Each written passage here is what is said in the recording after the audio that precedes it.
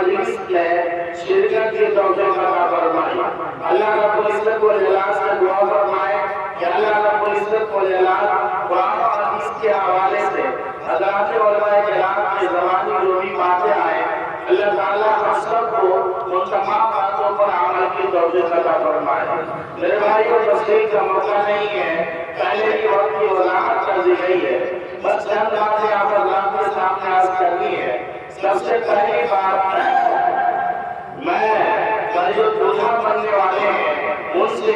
اور جو لوگ اور بعد میں کبھی بنیں گے، میں ان سے اور والدین سے میں گزارش کروں گا کہ جب آپ نکاح کرنے کے لیے جاتے ہیں تو آپ کے ذہن میں یہ بات ہونی چاہیے کہ آج آپ اپنی زندگی کے انقلابی حصے کا آغاز کرنے جا رہے ہیں،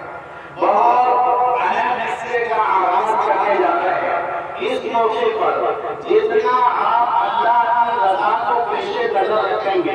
جناب محمد رسول اللہ صلی اللہ علیہ وسلم کی لائی ہوئی شریعت کو جس قدر ایسے موقع پر اہمیت دیں گے، اللہ رب العزت و جلال انہی آپ کے نکاح میں برکت عطا فرمائے گا۔ آپ دونوں کی زندگی کو اللہ محبت سے بھر دے گا، آپ کی دونوں کی زندگی کو اللہ خوشگوار بنائے گا، ایک دوسرے کے لیے راحت و آرام کا ذریعہ بنائے گا۔ اللہ آپ کی زندگی میں اطمینان اور چین اور سکون پیدا کرے گا۔ اگر آپ نے اس موقع پر اگر اللہ کی نافرمانی کی، جناب محمد رسول اللہ صلی اللہ علیہ وسلم کی لائی ہوئی شریعت اور آپ کے طریقے کی اور سنت کی اگر آپ نے کوئی پرواہ نہیں کی، تو یاد رکھیے نکاح کا جو مقصد اللہ نے قرآن میں بیان کیا، لِتَسْكُنُوا إِلَيْهَا وَجَعَلَ بَيْنَكُم مَّوَدَّةً وَرَحْمَةً، ایک دوسرے کے لیے جو باعث راحت اور آرام ہونا چاہیے اور ایک دوسرے کے درمیان جو محبت ہونی چاہیے، یہ آرام اور راحت اور یہ محبت آپ کو حاصل نہیں ہو پائے گی، بلکہ آپ کی زندگی میں دشمنیاں،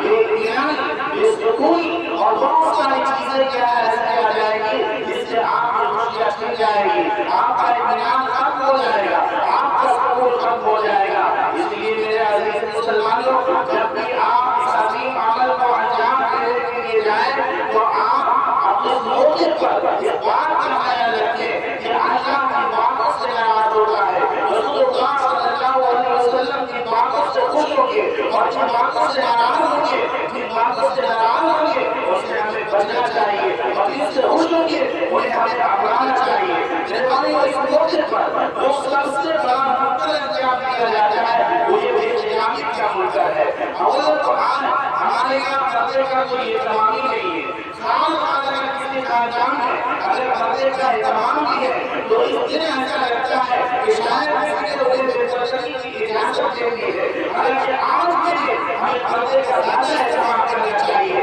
اس لیے کہ ہمارے گھروں میں ایسے لڑکوں کی آمد و رفت ہے، ایسے مردوں کی آمد و رفت ہے جس سے اللہ نے ہمیں پردے کا حکم دیا ہے، جس سے اللہ نے ہمیں چہرے کو چھپانے کا حکم دیا ہے۔ لیکن میرے بھائیو، آج کے دن اس قدر بے پردگی کا انکار کیا جاتا ہے اور اللہ کے اس حکم کو اس قدر کمال کیا جاتا ہے کہ ایسا محسوس ہوتا ہے کہ نعوذ باللہ شاید آج کے لیے پردے کا حکم ہٹا دیا گیا ہے۔ میرے بھائیو، آج کے دن جو سب سے بڑی چیز کا بیان کرنا ہے وہ یہ ہے کہ پردے کا اہتمام کرنا ہے، لیکن ہمارے یہاں پردے کا اہتمام نہیں ہوتا، ہمارے یہاں پردے کا اہتمام نہیں ہوتا۔ لڑکی لڑکا بنا جھجک گھر میں آ جا رہا ہے، لڑکیاں بے خوف و خطر بے پردہ کیا ہے گھروں میں گھوم رہی ہے اور اس کی کوئی پرواہ نہیں ہوتی ہے۔ اور اس وقت میرے بھائیوں، وہ بھائی جو شرم اور غیرت کے مارے اگر اسی لڑکے سے کسی وقت میں اگر بات کرتا دیکھے تو اس کی غیرت اور اس کی شرم کو اس قدر احترام آ جاتا ہے، ایسا لگتا ہے کہ اس لڑکے کا بھی خون پی جائے گا اور اپنی بہن کو اور اپنی بیٹی کو مار کھائے گا۔ لیکن آج یہی اس کی بہن بالکل آراستہ ہو کر، بالکل اپنے آپ کو سجا کر، اپنے آپ کو سنوار کر، اپنے حسن کی زیارت کی اجازت جو ہے وہ محلے والے کو دیتی ہے۔ اور جب لڑکا آنگن میں جاتا ہے، لڑکا آنگن میں جاتا ہے تو اس کے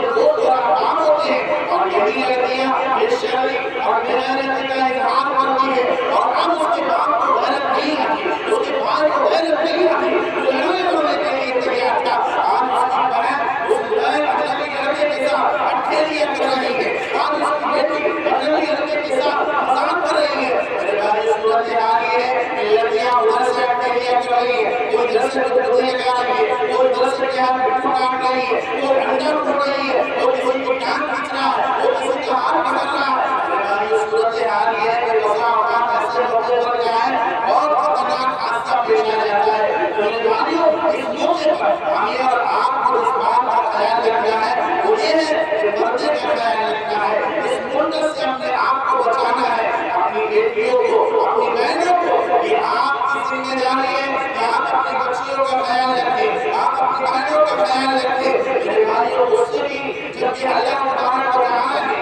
لڑکا اور لڑکی، مرد اور عورت دونوں کو حکم دیا، قل للمؤمنین یغضوا من ابصارہم وقل للمؤمنات یغضضن من ابصارہن۔ اللہ نے عورتوں کو بھی حکم دیا اور مسلمان مردوں کو بھی حکم دیا اپنی آنکھوں کی حفاظت کریں۔ لیکن میرے بھائیوں نہ تو مرد اس پر عمل کر رہے ہیں نہ عورتیں اس پر عمل کر رہی ہیں، اور عورتوں اور لڑکیوں نے تو بالکل حد پار کر دی ہے۔ ایک لڑکی دوڑی ہوئی جا رہی ہے، ارے تم کہاں جا رہی ہو؟ حضور پوچھ رہی ہے دلہا دیکھنے کے لیے، ارے تم بھی جاؤ گی؟ ہاں میں بھی جاؤں گی۔ کس کا دلہا دیکھنے کے لیے جا رہی ہے؟ فاطمہ کا دلہا ہے، تیرا دلہا نہیں ہے، فاطمہ کا دلہا ہے۔ صرف اپنے دلہا کو دیکھنا جائز ہے، کسی اور کے دلہے کو دیکھنا جائز نہیں ہے۔ لیکن میرے بھائیوں یہ ہماری عورتیں جو ہے شریعت کی پرواہ نہیں کرتی، مرد تو الحمدللہ کچھ نہ کچھ عمل کرتے ہیں کہ وہ دلہن دیکھنے کی روایت کو نہیں پاتے ہیں، لیکن عورتیں ہیں اگر کوئی مرد مر جائے تو بھی ٹیمپو بھر بھر کے کیا آ جاتی ہے دیکھنے کے لیے۔ آپ رضی اللہ کرام سے معلوم کیجیے، اور شادی کے موقع پر بھی تو ایسا لگتا ہے کہ دلہا کو دیکھنا بھی فرض ہے اور دلہن کو دیکھنا بھی فرض ہے۔ بالکل قطاریں لگی ہوئی ہیں، لمبی لمبی لائنیں ہیں، اور لڑکیاں ایسے نہیں دیکھتی ہے کہ بالکل کیا ہے دائرانہ نظر سے دیکھ لیا، اتنا غور سے دیکھتی ہے کہ اگر آپ کا دروازہ کسی سڑک کے کنارے ہے اور آپ دروازے میں بیٹھے ہوئے ہیں، اتنا غور سے دیکھتی ہے کہ بھئی اچھا بھئی لڑکا کا ناک بڑا موٹا ہے، منہ باہر چوڑا ہے، لڑکا کا پیٹ نکلا ہے، لڑکا موٹا ہے، لڑکا پتھرا ہے، یعنی اتنا غور سے دیکھتی ہے کہ اس کے ہر خط و خال کو، اس کی لمبائی کو، اس کی چوڑائی کو، اس کے موٹا پن کو، اس کی خوبصورتی کو، یہاں تک کہ ناک کے موٹا پن اور پتلا پن اور آنکھ کی گہرائی اور آنکھ کے بڑا ہر چیز کو کیا ناپ لیتی ہے۔ میرے بھائیوں اللہ رب العزت و جلال نے آپ اپنی اس انقلابی زندگی میں انقلابی موڑ پر آپ اس منکر عظیم سے اپنے آپ کو بچائیے اور اپنی بچیوں کو بھی بچائیے اور اپنی بہنوں کی بھی حفاظت کیجیے، اور اس سے بھی بدترین منکر جو اس آنگن کے اندر انجام دیا جاتا ہے وہ یہ ہے کہ لڑکا کے ساتھ جتنا لڑکا جاتا ہے، لڑکا کے ساتھ جتنا لڑکا جاتا ہے وہ سب متفق پڑھے جالیوں سے جو آپ تصویر پڑھنے گئے ہو، نصیحت کرنے گئے ہو، بزرگوں نے لکھا ہے کہ ایک زمانہ آئے گا کہ ہر گھر میں کیا ٹی وی ہوگی، لیکن اب ہر ہاتھ میں ٹی وی ہے، کیا ہے اب ہر ہاتھ میں ٹی وی ہے۔ جیسے آنگن کے اندر گئے اور یہ تمام لڑکے اپنی لڑکیوں کے ہاتھ میں بھی بڑا بڑا موبائل آ گیا ہے، وہ سب کے سب کیا ایک دوسرے کی ویڈیو بناتے ہیں۔ جناب محمد رسول اللہ صلی اللہ علیہ وسلم نے فرمایا کہ قیامت کے دن سب سے خطرناک عذاب اگر اللہ کسی کو دے گا کہ جو لوگ تصویر بناتے ہیں، ویڈیو گرافی کرتے ہیں اور اس طرح کی چیزوں کو انجام دیتے ہیں، میرے بھائی جناب محمد رسول اللہ صلی اللہ علیہ وسلم نے فرمایا سب سے خطرناک عذاب کیا ہے، ان کو ہونے والا ہے۔ میرے بھائیوں ایک بدترین منکر کا انجام دیا جاتا ہے کہ اس موقع پر جو لڑکا آنگن میں جاتا ہے وہ لڑکیاں جو آراستہ ہو کر سج کر سنور کر آج اپنے عمل سے پورے نوجوان لڑکوں کو یہ اجازت دیتی ہوئی معلوم ہوتی ہے کہ آؤ حسن کا بازار لگا ہوا ہے، جو چاہے ہمارے حسن کی زیارت کرے، جو چاہے ہم سے اٹھیلیاں کرے، جو چاہے ہم سے مذاق کرے، جو چاہے ہماری ٹانگیں کھینچے، جو چاہے ہم پر انڈے پھوڑے۔ میرے بھائیوں اس وقت یہ عمل انجام دیا جاتا ہے کہ یہ نوجوان لڑکے جو دلہن کے ساتھ ہوتے ہیں اور خوبصورت لڑکیوں کے ویڈیو کو اپنے موبائل میں قید کر لیتے ہیں، اس کے بعد لڑکا ختم ہو جاتا ہے، وہ اپنے گھر چلے جاتے ہیں۔ اب یہی نوجوان اپنے محلے میں کسی پل پر بیٹھ کر گاچھی میں کسی بیچ میں بیٹھتے ہیں اور سب سے جوڑ کر بیٹھتے ہیں اور ہر ہاتھ میں موبائل ہوتا ہے، ویڈیو کو